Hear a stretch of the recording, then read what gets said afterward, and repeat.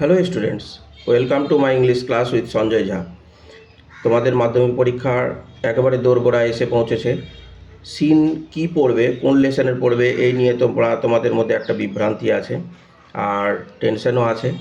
আমি গত যে বছর থেকে এই সিলেবাসটা অ্যাড হয়েছে, প্রত্যেক বছরই শুধু করোনার সময়ে যেটা বাদ গেছে সেটা বাদ দিয়ে আমি প্রত্যেক বছরের কোশ্চেন দেখে সিদ্ধান্ত নিতে পেরেছি যে এবার তোমাদের লেসন 7 যে আছে, লেসন 7-এ কী আছে তোমাদের দি ক্যাট, এই দি ক্যাট থেকে আসবে।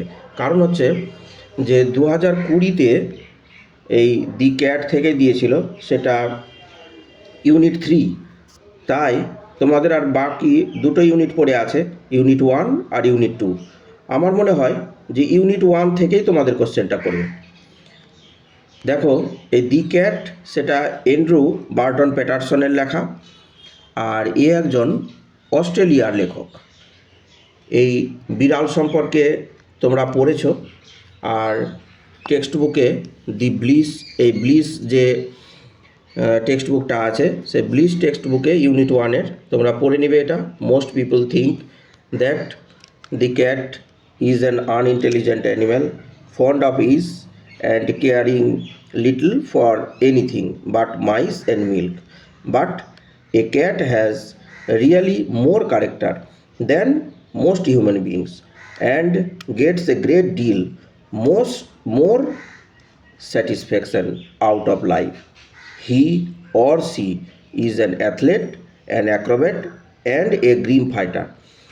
All day long, the cat loafs about the house, takes things easy, and allows himself to be pestered by the attentions of the people in the house. To pass the time away, he sometimes watches a mouse hole for an hour or two, just to keep himself from dying boredom.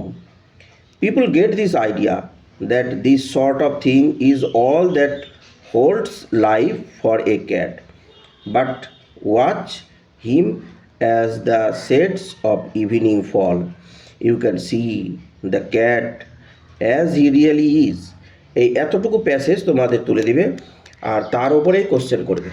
দেখো, class 10-এর মাধ্যমিকের এই text বুকটার নাম bliss, আর তোমাদের যে scene থাকবে সেই সিনটা মার্কসের ডিস্ট্রিবিউশন হচ্ছে 20 মার্কস। টেক্সট বুকের যে সিন মানে গদ্য আর পদ্য, প্রোজ অ্যান্ড পোয়েট্রি দুটা মিলিয়ে তোমাদের 20 মার্কসের কোশ্চেন হয়।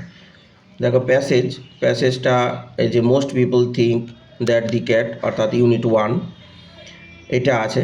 প্যাসেজটা তোমাদের দেখিয়ে দিলাম। এর উপরে 5টা কোশ্চেন MCQ তোমাদেরকে করতে হয়। 1-এর এ লেখা থাকবে রাইট দি কারেক্ট অল্টারনেটিভ, অর্থাৎ যে লাইনটা লিখে দিয়ে 3টা তোমাদের অপশান দেওয়া থাকবে, সেই 3টার মধ্যে যেটা সঠিক আছে তাতে টিক মার্ক মারতে হবে। দেখো, a cat has more character than, একটা ক্যাট বেশি ব্যক্তিত্ববান, দেন মানে হইতে বা থেকে, কার থেকে? অ্যান্সার হচ্ছে মোস্ট হিউম্যান বিইংস, অধিকাংশ মানুষের থেকে। বাকি দুটো বাদ কেন বললো? এখানে সাম হিউম্যান বিইংস লেখা আছে, কিছু, কিন্তু তোমাদের টেক্সট বুকে লেখা আছে মোস্ট হিউম্যান বিইংস, তাই এটাই কারেক্ট হবে। আর মোস্ট অফ দি টাইগার সেটা তো হবেই না।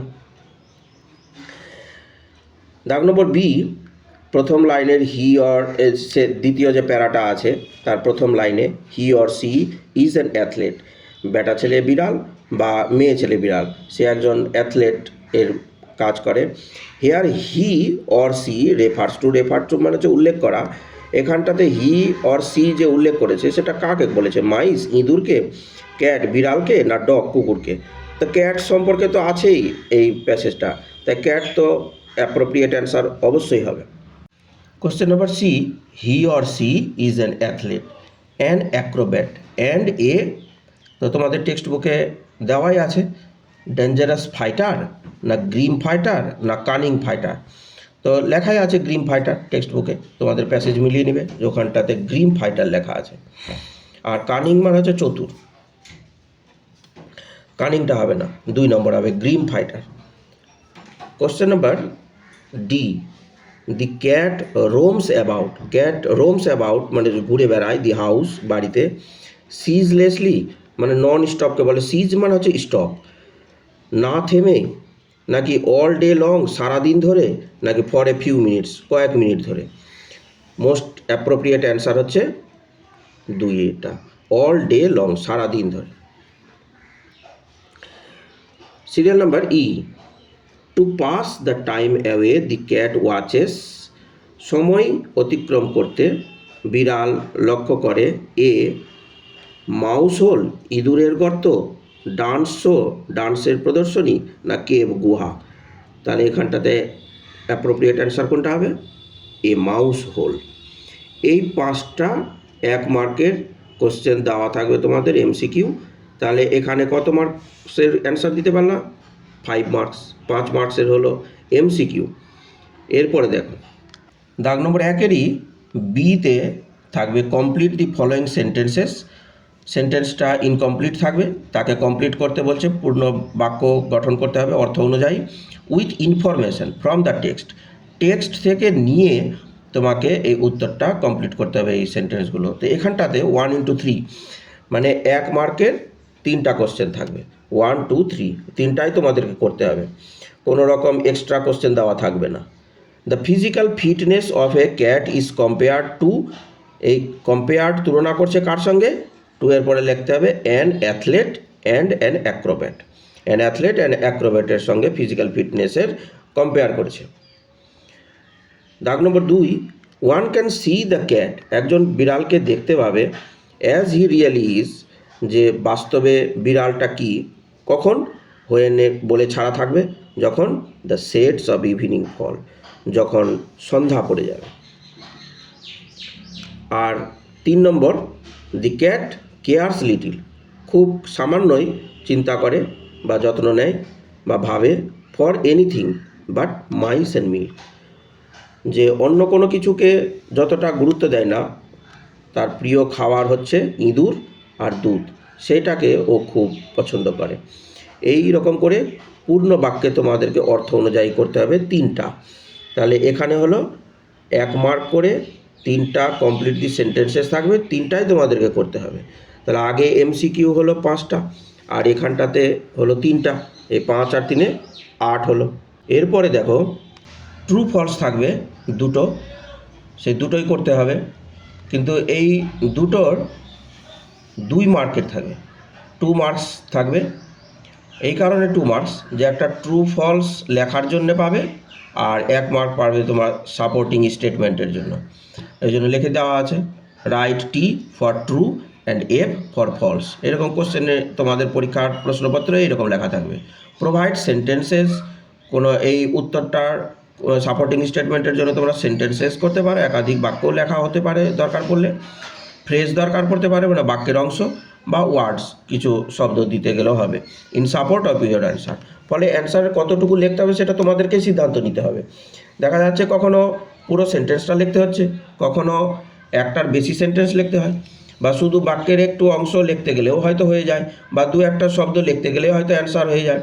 সেটা তোমাদেরকে প্র্যাকটিস করে নিতে হবে এবং পরীক্ষার হলে সিদ্ধান্ত নিতে হবে যে কতটুকু পূর্ণ বাক্য হচ্ছে, যার সাপোর্ট হচ্ছে এই বাক্যটা। এটা 1-এর সিতে থাকবে, সি এর 1-এ দেখো থাকবে the cat is not fond of mice or milk. Cat, mice মানে ইঁদুর, মাউসের প্লুরাল ফর্ম হলো মাইস, অনেকগুলো ইঁদুর বোঝাতে মাইস বলে। ফলে ইঁদুর আর দুধ এটা পছন্দ করে না, তাই এটা এফ ফলস, না ও পছন্দ করে। সেন্টেন্সটা সাপোর্টিং স্টেটমেন্ট তোমরা ডট ডট দিয়ে ফন্ড অফ ইজ বলে পুরোটা লিখবে একবারে মাইস অ্যান্ড মিল্ক পর্যন্ত। আর 2 নম্বর করেছি the cat never fight seriously, বিড়াল কখনোই সিরিয়াসলি ফাইট করে না, এটাও ফলস। কারণ সাপোর্টিং স্টেটমেন্ট যে আছে, যে দ্বিতীয় প্যারাতে দেখবে হি অর সি বলে এই লাইনটা লিখে দেখছো গ্রিম ফাইটার আছে, যে গ্রিম ফাইটার আছে তাকে নেভার লাগিয়ে নেগেটিভ করে দিয়েছে, তাই ফলস হয়ে গেছে। উপরের 1 নম্বরটাতেও নট লাগিয়ে নট ফন্ড অফ করে দিয়েছে, তখন এইরকম নট মানে নেগেটিভ শব্দ দিয়ে দেখবে যে তোমাদেরকে ফলস হয়তো করে দিচ্ছে। ফলে সেন্টেন্সটা ভালো করে মিলিয়ে নিতে হবে। এরকম আনসিনেও তোমরা ভালো করে দেখবে, প্যাসেজটা ভালো করে পড়ে নিয়ে কখনো নট বা নো এরকম লাগিয়ে দিয়ে বা নেভার লাগিয়ে দিয়ে ওটাকে অপোজিট করে দেওয়া হয়। এই হলো 4 মার্কসের। তাহলে 5 প্লাস 3 এই হলো 8, আর 8 প্লাস 4 ইকুয়াল টু হলো 12। এই দি ক্যাট থেকে তোমাদের 12 মার্কসের অ্যান্সার। এরপরে আসছে পোয়েম। ফলে সেটাও গত বছরগুলোকে টালি করে, গত বছরের কোশ্চেনগুলোকে খেয়াল করে নিয়ে দেখে যা মনে হচ্ছে যে এবার যেরকম দি ক্যাট থেকে দিবে ঠিক সেই রকম পোয়েমেও আসবে দি স্নেল থেকে। চলো দেখা যাক স্নেলের কোশ্চেন অ্যান্সারগুলো। লেসন 8-এ দেখো দি স্নেল আছে, উইলিয়াম কোপারের লেখা। এ একজন ইংল্যান্ডের কবি। এই সম্পর্কে তোমাদের তো পড়াই আছে যে স্নেল সম্পর্কে, to grass or leaf or fruit or wall the snail sticks close nor fears to fall as if he grew there house and all together within that house secure he hides when danger imminent betides of storm or other harm besides of weather. Give but his horns the slightest touch, his self-control powers such he shrinks into his house with much displeasure. Wherever he dwells alone, except himself has chattels none, well satisfied to be his own whole treasure. Thus, hermit like his life he leads, nor partner of his banquet needs, and if he meets one, only feeds the faster. Who seeks him must be worse than blind. He and his house are so combined. If finding it, he fails to find its master. এই পোয়েমটা তোমাদের অবশ্যই পড়া হয়ে গেছে। তোমরা এর word meaning করে নেবে, টানা বাংলা মানে, আর এগুলো তো অবশ্যই তোমাদের করাই আছে। তোমরা তবু আরেকবার পরীক্ষাতে যাওয়ার আগে আবার ভালো করে নেবে, আর আমার এই কোশ্চেনের অ্যান্সার দেখে নিয়ে তারপরে পরীক্ষাতে দিতে যাও। চলো, এই পোয়েম দি স্নেল যে আছে এটা তোমাদের 1 মার্কের 4টা করতে হবে। তাহলে 1 × 4 = 4। এটা দাগ নম্বর 2-এর এতে থাকবে। এর এ, the snail is presented here as, স্নেলকে এখানে কিভাবে উপস্থাপন করেছে কবি? গ্লুমি, বিষণ্ণ, সেলফ কন্টেন্টেড, আত্মসন্তুষ্টি, নাকি সেলফিশ, নাকি স্বার্থপর হিসাবে? না, সেলফ কন্টেন্টেড হিসাবে, যে ও যতটুকু আছে, ওর যা পাচ্ছে তাতে ও কন্টেন্টেড আছে, সন্তুষ্ট আছে, স্যাটিসফাইড আছে। B, the snail dislikes touching his, কোনটা টাচ করতে গেলে ওর ডিসলাইকস হয়ে যায়? তার টেন্টেকলস, সুরগুলো, যেখানে এখানে হর্নস দেওয়া আছে। টেল, লেজ, না বডি? কবি বলেছে ওর হর্নসের কথা, হর্নস আর টেন্টেকলস একই। Question number C, if anyone touches the snail, যদি কেউ টাচ করে স্নেলকে, ইট ইজ ডিসপ্লিজড, অখুশি হয়, না স্কেয়ার্ড, ভয় পেয়ে যায়, না ডিনাই, নাকচ করে? অ্যান্সার হবে displeased. Question number D, in his own house, তার নিজের বাড়িতে, দ্য স্নেল লিভস, স্নেল বাস করে, আনহ্যাপিলি, দুঃখের সাথে, গ্ল্যাড, আনন্দের সাথে, নাকি সিকিওর, নিরাপদের সাথে? এই সিকিওর কথাটা আছেই তোমাদের লাইনে, তাই সিকিওরটাই হবে মোস্ট অ্যাপ্রোপ্রিয়েট। এই হলো 4 মার্কসের, যা এক এক করে 4টা তোমাদেরকে করতে হবে। 4টাই প্রশ্ন দেওয়া থাকবে, এই 4টাই তোমাদেরকে করতে হবে। আর ভেবেচিন্তে অবশ্যই করবে, কারণ ওখানটায় সিরিয়াল নাম্বারটা চেঞ্জ থাকতে পারে, ফলে তোমাদের সেই অনুযায়ী সিদ্ধান্ত নিতে হবে যে কত নম্বর দাগে টিক মার্ক মারবে। এরপরে চলো 2-এর বিতে থাকবে অ্যান্সার দি ফলোয়িং কোশ্চেন্স, এই নিচের প্রশ্নগুলোর উত্তর দাও। এটা 2টো প্রশ্ন থাকবে, মার্কস ডিস্ট্রিবিউশন থাকবে 2, মানে 2 মার্কসের 2টো, তো 2 × 2 = 4। এই টোটাল 4 মার্কসের হবে। তাহলে ওদিকে 16 আর এদিকে 4, এই গদ্য আর পদ্য মিলিয়ে 20 মার্কসের হবে। 1 নম্বর কোশ্চেন আছে, what property does the snail have. আমি বাংলা মানেও লিখে দিয়েছি, শামুকটির কী সম্পত্তি আছে। অ্যান্সার লিখবে যে the snail has his own body, স্নেলের আছে তার নিজের দেহ, which constitute his whole treasure, he has no other chattels. আমি এরও টানা বাংলা মানে তোমাদের লিখে দিয়েছি, শামুকটির সম্পত্তি হলো তার নিজের শরীরটাই, যেটি দিয়ে তার সম্পূর্ণ সম্পদ তৈরি হয়েছে, এছাড়া তার আর কোনো সম্পত্তি নেই। যদিও অ্যান্সারে তোমাদেরকে কখনো টানা বাংলা মানে লিখতে হবে না, শুধু ইংলিশটা লিখতে হবে, মানে দি স্নেল থেকে চ্যাটেলস পর্যন্ত লিখতে হবে। আমি তোমাদের মানেটা বোঝার সুবিধার জন্য লিখে দিয়েছি। এবার আরেকটা থাকবে কোশ্চেন, সেই কোশ্চেনটা, how does the snail prefer to dual. কীভাবে শামুকটি থাকতে পছন্দ করে, অর্থাৎ বসবাস করতে পছন্দ করে। The snail prefers to dwell all alone in the midst of solitude. নির্জনতার মাঝে শামুকটি সম্পূর্ণ একাকী থাকতে পছন্দ করে। এটা হলো তোমাদের প্রশ্নের উত্তর। খুব সহজ সরল ভাষাতে আমি করে দিয়েছি, যাতে মুখস্থ করতে তোমাদের কোনো অসুবিধা হবে না। আর আশা করছি তোমরা সফল হবে। মাধ্যমিক পরীক্ষাতে তোমাদের পরীক্ষা অনেক ভালো অবশ্যই হবে, আর মার্কসও তোমরা ভালো পেয়ে জীবনটাকে অনেক এগিয়ে নিয়ে যেতে পারবে। আমার এই ভিডিওগুলো তোমাদের অনেক উপকারে আসছে, বিভিন্ন জনের কমেন্ট দেখে আমার খুব ভালো লাগছে, এবং যার জন্য আমি কাজে উৎসাহ পাচ্ছি। তোমরা এই ধরনের, যারা নতুন আছো তারা এই ধরনের ভিডিও পাওয়ার জন্য আমার এই চ্যানেলটাকে অবশ্যই সাবস্ক্রাইব করে দিও, লাইক শেয়ার করতে ভুলবে না। আর তোমরা যেরকম কমেন্ট করছো সেরকম করো, তাতে আমার অনেকটাই সুবিধা হয় যে আমি কিভাবে কাজটা করব।